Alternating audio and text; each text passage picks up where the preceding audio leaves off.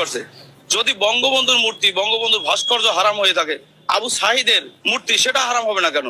বিগত 15 বছরে যে যা করছে আওয়ামী লীগ সরকার, যদি আরো 200 বছর বিএনপি বলেন, জামায়াত বলেন ক্ষমতায় আসে, সেটা সবথেকে বড় দল হলো আওয়ামী লীগ। এই বাংলাদেশে প্রতি ঘরে ঘরে মানুষের ভিতরে ঢুকে গেছে।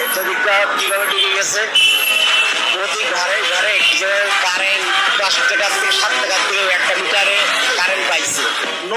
নৌকা এলে দিব, না হলে মাঠে তো যাবো না। ভোট দিতে চাচ্ছেন নির্বাচনে বিএনপি এবং জামাত? বিএনপি জামাত কোনোটাই না। যদি আওয়ামী লীগ মাঠে না আসে তাহলে ভোট দিব না। আওয়ামী লীগ যদি মাঠে নির্বাচনে না আসতে পারে তাহলে আপনি ভোট দেবেন না, ভোট করবো না। যদি নির্বাচনে আসে তাহলে, যদি আওয়ামী লীগ আসে, আমাদের রক্তের সাথে মিশে আছে আওয়ামী লীগের রক্ত। আওয়ামী লীগ এছাড়া আমাদের কাছে কোনো বিকল্প পথ নেই। যদি সম্ভব হয়, আপনাদের কাছেও আমাদের অনুরোধ এবং সাধারণ মানুষের কাছে অনুরোধ, আপনারা যে যেখানেই থাকেন আওয়ামী লীগ মাননীয় প্রধানমন্ত্রীকে দেশে ফিরে নিয়ে আসেন, দেশের হাল ধরার আরেকটা বার সুযোগ করে দেবেন। কাকে ভোট দিতে চাচ্ছেন? ভোট আওয়ামী লীগে ভোট দিতে চাই।